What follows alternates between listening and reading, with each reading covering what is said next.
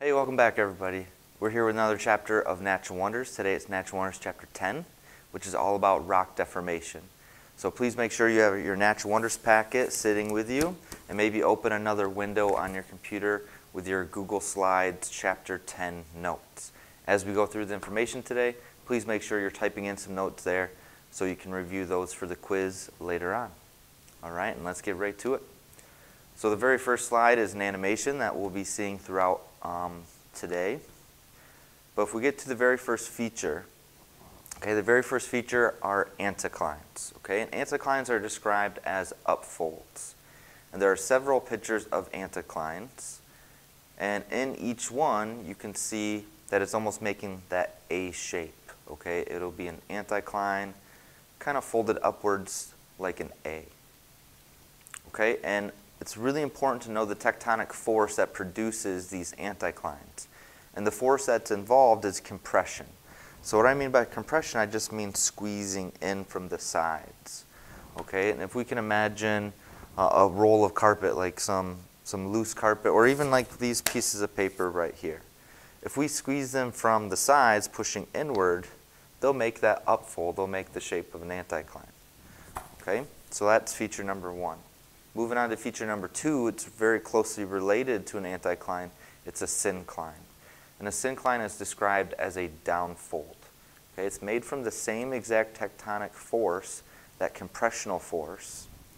So again, if we're looking at the paper, the squeezing in from the side could make an upfold to make an A, or that same force could make a downfold. And oftentimes, synclines and anticlines form together. Okay, and looking at the pictures of synclines, again, there's just a handful. And we're looking at the downfold. This entire mountain is a syncline. How cool is that? Okay, from folds, we're moving on to faults. Before we start talking about faults, we first have to figure out some terminology that we use with faults so we can describe the movement. Okay? And faults are places where really valuable materials are deposited through hydrothermal vein deposits. Things like copper and gold and silver, and those really like valuable metals sometimes can form on these fault lines. And miners, they knew that. So they would actually dig their mine shafts following these faults in the earth. Okay? And as they walked down these dark mine shafts, they brought with them lanterns. And so they would hang the lanterns above their head. Okay, and they would obviously walk down this freshly carved out mine. And they needed to reference either side of this fault line just when they were talking to one another. And thankfully, you know, not scientists made up these terms, but it was just the miners themselves. The part of the fault where they were walking, they just called the footwall, because that's where their feet go. And where they would hang their lanterns was called the hanging wall. For like obvious reasons. It's so nice, it's clear. It's where they hang their lantern, it's the hanging wall. So by identifying both the footwall and the hanging wall, we can then reference how those two sides of the fault move relative to each other. And that's how we identify our fault. So if we take a look at the animation showing a normal fault, okay, you'll see that when normal faults are formed, it's through tensional forces. So that's pulling apart. That's the earth moving opposite directions, okay, pulling apart from each other, stretching or tension. Okay, that's what we're talking about. And it allows gravity just to cause the hanging wall to slide down the footwall. Okay? I have a couple of blocks right here. And you can see that there are rock layers that line up. And through tension, the pulling apart, our hanging wall would slide down. Okay, so anytime the hanging wall moves down relative to our footwall, that would be a normal fault. Okay, so let's look at some of those pictures of our normal faults.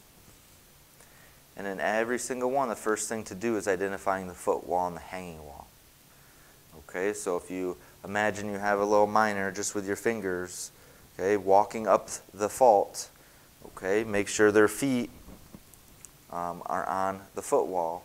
If they're the other way, with their feet on the hanging wall, they would just fall off. So if you have your little miner climbing up the the fault line, you will be good to go. So taking a look at the pictures of a normal fault,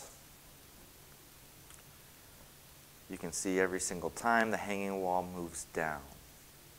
Brings us to a reverse fault. Looking at the animation of a reverse fault, you can see that compressional forces, just like anticlines and synclines, compressional forces will make a reverse fault. Okay? In reverse faults, if we go back to the blocks, you can see that under compression, pushing together, the hanging wall moves up, okay, pushing together. Compressional forces cause a reverse fault, hanging wall to move upward.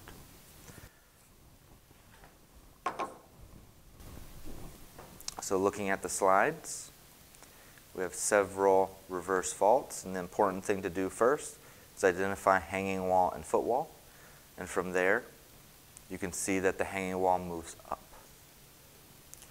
Okay, our next fault is a transform fault, and this one we'll see later in our trimester as well when we talk about plate tectonics, but this is just when two pieces of the crust, they move opposite directions, just running past each other, almost like cars on a road, okay, separated by that yellow dotted line. They just move past each other. That's what these pieces of crust are doing. That's a transform fault. So looking at the images now, you can see that there's just that horizontal movement, that displacement. This one have a fence that was displaced and probably lost all your goats. The last two features are domes and basins.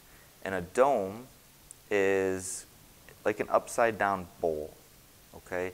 Domes form usually from magma pushing up underneath horizontal rock layers. So all sedimentary rock layers, usually they're deposited horizontally.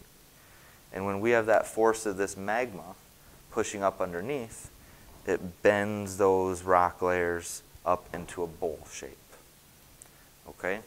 And an important thing to realize is that once there has been erosion of the top of the dome, what you're seeing is the oldest rocks present are exposed in the middle of the dome. That's really important. You're going to have to write that down. Oldest rock is exposed in the middle of a dome. Okay? We can take a look at our picture of the dome, and you can almost imagine those rock layers coming out of the picture, out of the earth, and kind of arching over and connecting with the opposite side. Okay, so that is a dome. And then we have a basin. A basin is, again, starting with horizontal rock layers. And this time we're adding a force, we're adding a weight to the top of those rock layers, causing it to bend downward, okay, into a basin. And again, taking notes, the important thing to realize, this time the oldest rock is exposed on the outside of the basin. The youngest rock is in the middle. Okay? And we can see our example of a basin is Michigan, because our state is a large basin. And for extra credit here, gold star, what massive weight sat over top of Michigan that caused our rock layers to bend into a basin? I'll give you 3 seconds. 1, 2, 3. You probably got it right. It's glaciers. Okay? Our entire state is so influenced by glaciers, and this is just another example of glaciers forming our state, Michigan. Okay?